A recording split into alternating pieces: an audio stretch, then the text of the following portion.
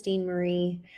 Y'all, I have spent the evening putting together a proposal for a roofing company, and I want to share some of the things that I uncovered while I was doing so. It's a rare opportunity to get to see some of what our competitors are doing and what other people are presenting to folks in the trades. And I'm so grateful that for the most part, I've had conversations with amazing vendors. I've worked with amazing vendors who have worked with our clients who are in the construction space, in the ground improvement, painting space, waterproofing space. And I'm so grateful to have had wonderful relationships with them. And at the same time, I am seeing a lot more folks coming out of the woodwork targeting construction businesses and trades businesses. And in so doing, I'm getting a little bit protective because these companies, like my dad's, there's a vulnerability there. I wasn't raised to be a businesswoman. I stumbled into entrepreneurship and I stumbled into different aspects around marketing. And then I returned to kind of the family roots of the trades. And so as I grew up going to different job sites and growing up in the family painting business, the entrepreneurship and the branding and marketing is on top of that. Whereas a lot of folks, if they grow up in the trades, they're adding different skill sets on top of that. And so for others who did not grow up on job sites and did not grow up in the trades, they're adding the trades in and they have just a very, very different mentality and different approach.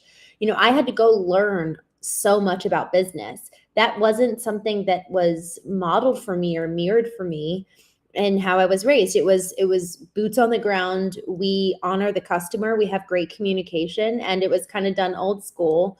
And so anything digital, anything in addition to what was modeled for me through my dad and how incredible he was in handling clients and handling the team, it was all extra.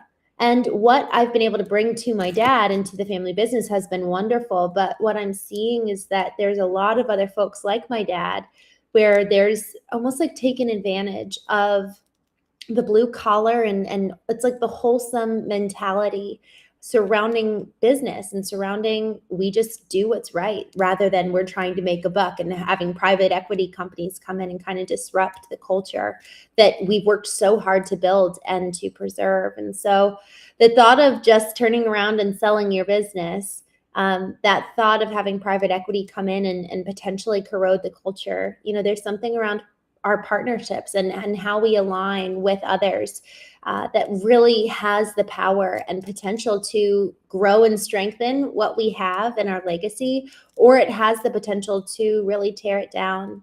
There's this biblical concept that says a house divided against itself cannot stand. And likewise, there's another biblical concept where it says, do not be unequally yoked. And it's talking specifically in terms of a marriage partnership in that regard. But y'all, partnerships, whether they're a business, we co-own it together, we're co-partners in that regard, or a partnership with a vendor, those partnerships matter so much. You're really tethering yourself to that person's values, to the promised transformation that they offer, to the path in which they'll go. The partnership is really something that needs to be honored and something that we need to be aware of when we let somebody in by way of even just a vendor. We're opening ourselves up to what they have to offer us on every level of analysis. And so there's a responsibility that you and I have as owners of trades businesses and leaders in trades businesses to be wary around who do we let in on a partnership level and what might they bring to our team for better or for worse. And so we're going to talk tonight around how to grow your business and some of the things that, frankly, we need to be watching out for as it pertains to partnerships with different folks. And the other angle there where it's not just, okay, the two of us are partnering to run the business, the partnerships that come through vendor relationships, but there's also the partnerships that come by way of referrals. Who's sending us clients and who are we backing and who's backing us? What does their reputation say in the market? How are they showing up for their customers and their clients? And what does that say about us and who we are and what we value? So To that point, tonight we're diving into how to grow your business, how to grow your trades company. And there's so many directions that we can take this. But I want to start with boots on the ground. And frankly, I want to start with kind of a very generic foundational response to this question of how to grow your business. Because, at Foundation First, this is a digital marketing company that my partner and I, talk about partner, co-founded together. And, we talk a lot about the importance to get your business foundation into a good place. And this is so necessary, y'all, because for example, there's a number of folks that I've been talking to who are looking for the quick fixes, who are looking to just turn on this, let's turn on the faucet and get all the leads, or let's go over there and pump money into this engine and hopefully we'll get a lot of yield and a lot of return from there. But if you've got a faulty foundation, no amount of lead flow coming in, no amount of AI, no amount of being able to just dump money in is going to fix the broken system.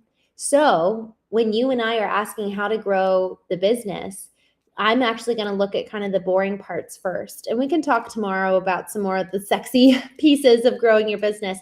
But I really want to get to the foundational level.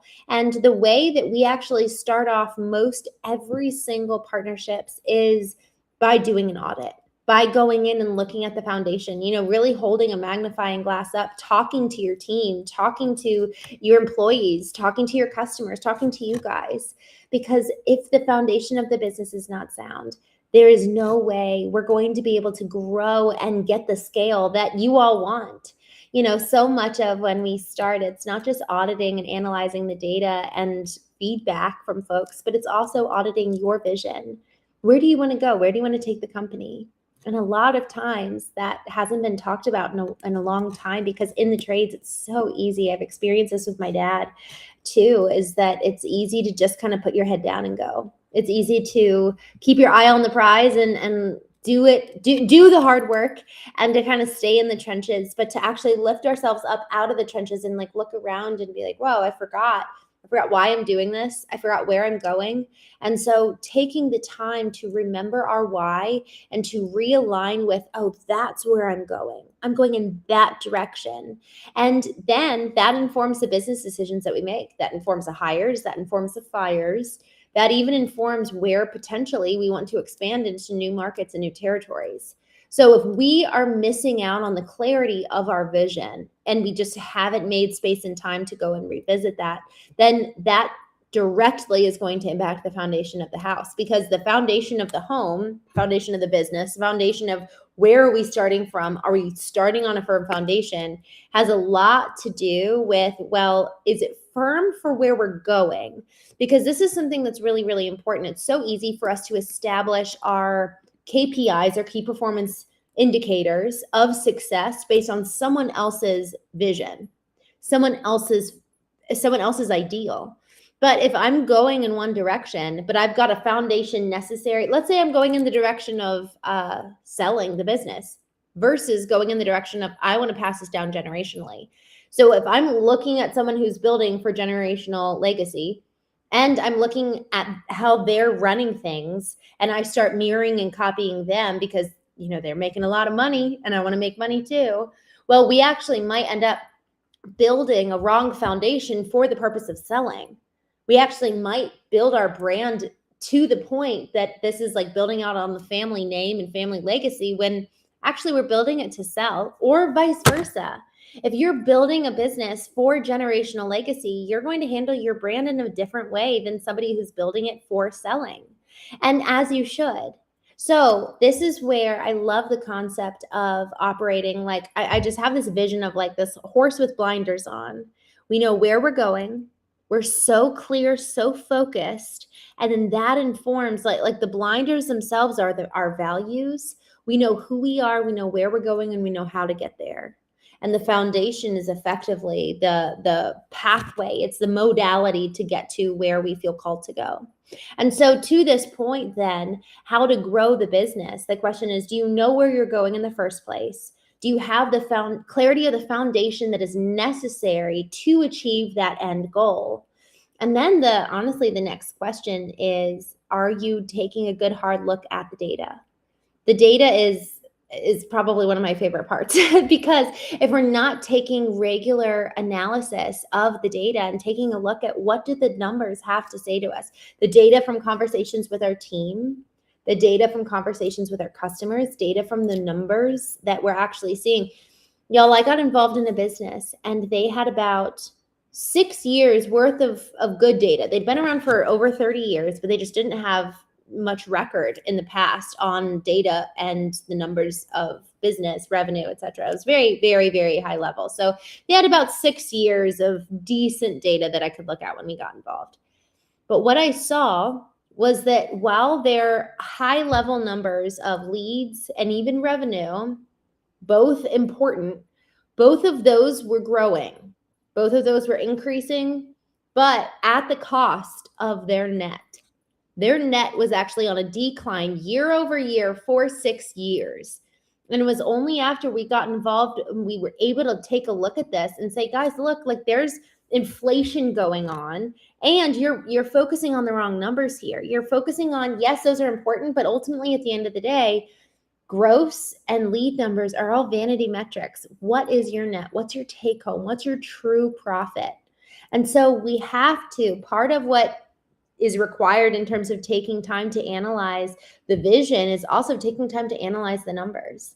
This is what, at the end of the day, if you want to sell your business, one of the companies that we were working with when private equity got involved, every single month, we would have deep, deep dives into the data. And that's what they were looking for. And in fact, when we got involved, we actually prepared the numbers. They didn't have a marketing plan to capture data that then they could present to any type of private equity. And so the capturing of the data is so incredibly important. If you want to grow your business, you have to know where you're starting from. You have to know what preceded this moment, and you have to know where you're going. And so these 3 points of really understanding the past through data, understanding the present of, man, who are we? You know, where, and then where are we going? And those 3 elements are so incredibly crucial for any business to be able to grow and grow well. Again, the goal is to build on a foundation that is set based on the end goal of where you want to end up. And so we'll talk a little bit more about the sexier tactics of how to do that and how to grow the business tomorrow. But this is so important. And the reason why it really instigated this conversation was because tonight, you know, I'm putting together this proposal and I'm looking at what another vendor put together for this company. And it was just it was a lot of good sounding jargon of marketing tactics that they were going to deploy for thousands and thousands of dollars. They were, and honestly, here's the thing. If you don't know the data, if you don't know where you're starting from and where you're going, y'all, we need to be working with vendors who are going to be asking us those hard questions. We're willing to look at the past and look at the present and then look at the future. That is a true partner, not somebody who's going to come in and just start selling you stuff that they don't even know what the data is preceding the actual tactics that they're offering. So thank you so much for joining me tonight. Tomorrow, we'll be talking a little bit more, again, about some of those sexier tactics of how to grow your business. But y'all, this could not be overemphasized. When is the last time that you took time to consider your vision, to look at the data? And with those intact, with those at hand, then we can look at, okay, how do we then get there? How do we grow? How do we get to the next level? So with that, thank you so much for joining me. I will see you tomorrow on the Daily Conversations for folks in the trades. Good night.